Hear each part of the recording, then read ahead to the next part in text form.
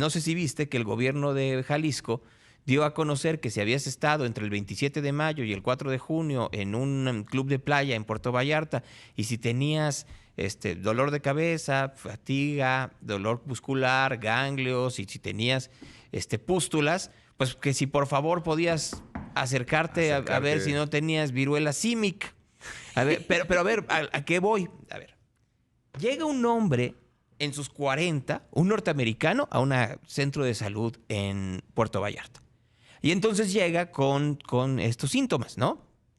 Y de pronto ven que en brazos y en piernas tenía ciertas pústulas y algunas ya en costra, es decir, ya estaban como en proceso de recuperación. Entonces le dicen, oiga, tenemos que revisar si usted pues no tiene viruela símica, ¿no?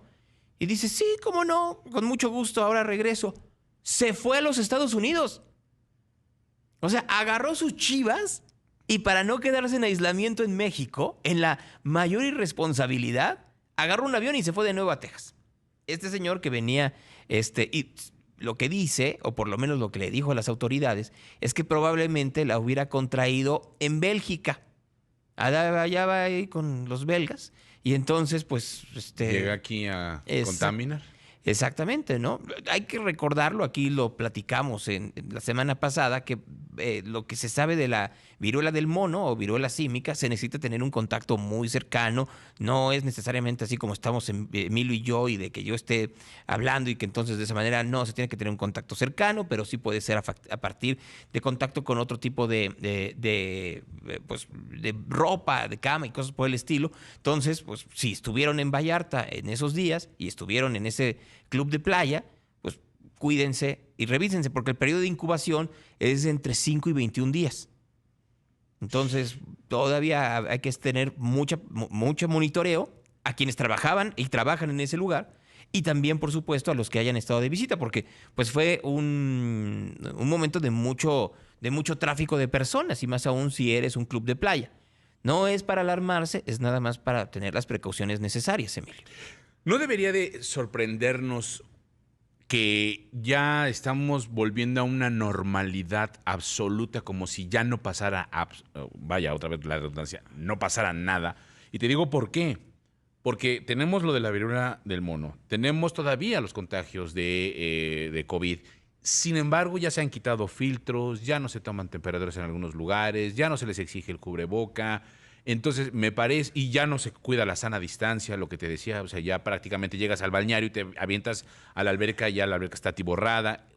Creo que esa parte todavía deberíamos de estar conscientes de que no debería de ser de esa manera, ¿no? Mira, el ser humano es gregario y siempre vas a querer tener contacto, ¿no? Hay que decirlo, pues obviamente también en este club de playa es un club para la comunidad gay que además tiene, y yo sigo diciendo, pues ojalá y todos aprendiéramos a ser mucho más conscientes de la manera en la cual demostramos cariño en público y que no nos diera miedo.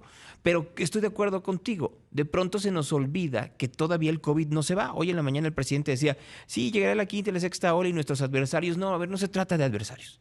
O sea, no politicemos algo que sí es serio. Y es muy serio el hecho de que sí, los niveles de vacunación en México son mucho más altos que otras partes del mundo, como los Estados Unidos o como China. Tenemos niveles de vacunación mucho más altos. La población mexicana tiene un nivel de objetividad y de efectividad de vacunas mucho mayor que otras partes. No se tiene esta suspicacia que se tiene en los Estados Unidos, por ejemplo, en donde el movimiento antivacunas es muy presente, pero existe en México. Punto número 1. 2, hay obviamente gente que no se ha puesto el refuerzo a la vacuna del COVID, por lo que ustedes quieran, pero no se pusieron la tercera o el cuarto refuerzo de la vacuna del COVID cuando podían ser susceptibles a partir de la edad o de la condición de salud o la comorbilidad de la que son sujetos. Ese es el segundo factor. Tercero, claro que está subiendo los casos. En el momento en el cual nos quitamos el cubrebocas, somos más susceptibles a contagiarnos de lo que ustedes quieran. Miren, aquí la semana pasada nos hablaban efectivamente de la manera en la cual habían aumentado no solo los casos de viruela del mono, sino también los casos de herpes o de chancro o de sífilis en la población en general y específicamente en la población homosexual a nivel mundial. ¿Por qué? Porque en el momento en que el virus del VIH fue controlable, tratable, no mortal, pues comenzaron a quitarse ciertas restricciones, ¿no? La gente dejó de utilizar preservativos y de hacer sexo seguro en un sector específico de la comunidad, no en toda, que quede muy claro. Pero eso aumenta las posibilidades de que crezcan enfermedades. Lo mismo sucede con el COVID.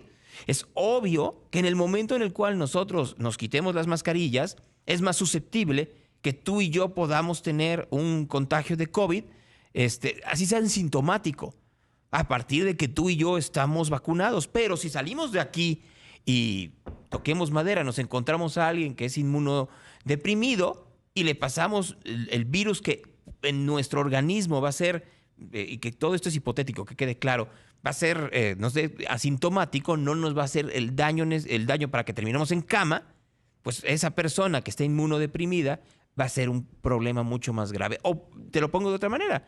Claro que lo estoy diciendo de forma hipotética, pero en una de esas yo te contagio a ti, otra vez toco madera, y a ti sí te puede dar una enfermedad mucho más severa que yo, que pueda andar campante por la vida sin cubrebocas y creyendo que ya la libré en esta época en donde todavía no sabemos cuáles van a ser las secuelas a largo plazo de una enfermedad que ataca al sistema respiratorio, pero que es una enfermedad que se ha visto que es inflamatoria y que ataca a otros órganos, como lo es el COVID.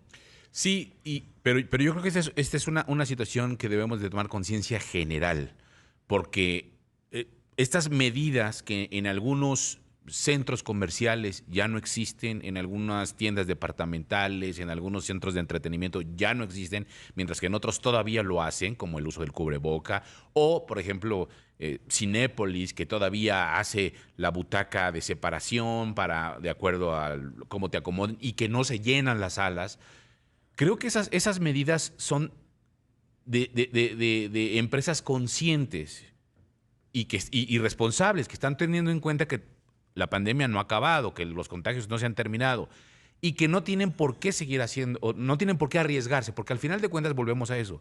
Si las cosas no nos funcionan como país y volvemos a caer en una serie de contagios de quinta ola, como ya están hablando ahorita, de que ya viene la quinta ola, y nos empezamos a contagiar otra vez todos, imagínate lo que va a repercutir otra vez en la economía, otra vez en esos cines, otra vez en esos centros culturales, otra vez en las tiendas departamentales. Ojo, no bajen la guardia. Pero regreso, Emilio, tiene que venir no solo por parte de las empresas, tiene que venir de uno. O sea, a ver, aquí en este grupo de comunicación, entrando, tanto en la entrada peatonal como en la entrada de automóviles, hay lavabos para que te laves las manos, hay lavamanos. Seamos muy honestos, no hay esa cantidad enorme de gente que se lavaba las manos hoy como lo había a inicios del 2022, cuando tendría que ser una práctica que tendríamos que estar haciendo absolutamente todos. Es como el caso del enfermo de viruela símica. O sea, qué irresponsabilidad mayor de que sabes que traes esa enfermedad y dices, mejor agarro mis maletas y me voy a otro lado porque no me gusta cómo es el sistema de salud mexicano, cuando ahí ya pusiste en riesgo a la gente del avión, a la gente del aeropuerto, a la gente del taxi, a la gente, si no fue el taxi, que te rentó el auto, a la gente que se puede subir otra vez a subirse en ese auto, a toda una cadena de personajes que están alrededor, porque no estás pensando en la consecuencia en el mediano plazo o en el universo expandido que está a tu alrededor. Y creo que eso es lo mismo que sucede con el COVID hoy en día en cualquier parte del mundo. Sí, sin duda, sin duda. En eso te doy totalmente la razón. Tenemos que empezar por nosotros y tenemos que empezar por esta disciplina y esta conciencia, pero también necesitamos exigirlo.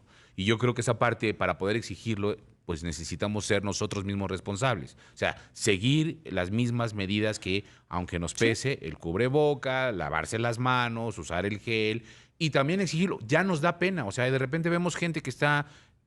A mí me ha tocado que está atendiendo o vendiendo tacos ya en la esquina, o que están haciendo tacos sin cubrebocas. Ya sin cubreboca, y ya la gente está comiendo tranquilamente y dices, esto no sucedía hace unos meses porque todavía teníamos el miedo, sí. Ahora ya no pasa nada. Miren, yo aquí estoy viendo enfrente la cabina de producción y no hay una sola persona, tanto en la parte de audio como en la parte de televisión, que no traiga puesto un cubrebocas. Así es. ¿No? Y lo mismo sucede en la parte de redacción y lo mismo sucede en la parte de ventas. Y si veo yo en estos días a alguien que no traiga cubrebocas, le voy a tomar una foto y lo voy a denunciar. Así. Eso está bien. Así, para que se le quite. Vamos a evidenciarlo. Exactamente. Bueno.